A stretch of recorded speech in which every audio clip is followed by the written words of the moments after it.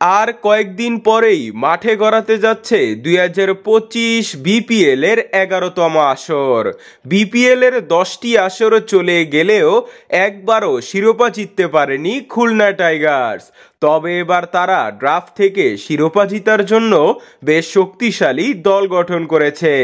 তাদের দলের শক্তি আরও বাড়াতে তারা এবার দলে ভিড়াতে চলেছে সাউথ আফ্রিকান বিধ্বংসী উইকেট কিপার ব্যাটসম্যান হেনরিচ ক্লাসেনকে।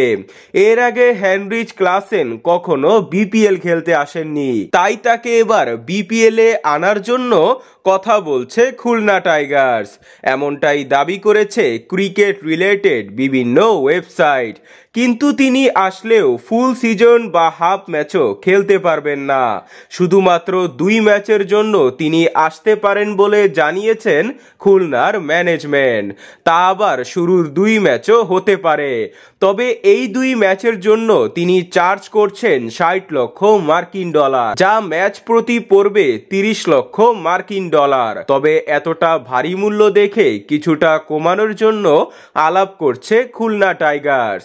যদি ম্যাচ প্রতি 20 লক্ষ ডলার অর্থাৎ 40 লক্ষ ডলারে হেনরিচ ক্লাসেনকে খুলনা টাইগার্সে রাজি করাতে পারে, তাহলে প্রথমবারের মতো বিপিএল এ খুলনার জার্সিতে মাঠ মাতাতে দেখা যাবে হেনরিচ ক্লাসেনকে।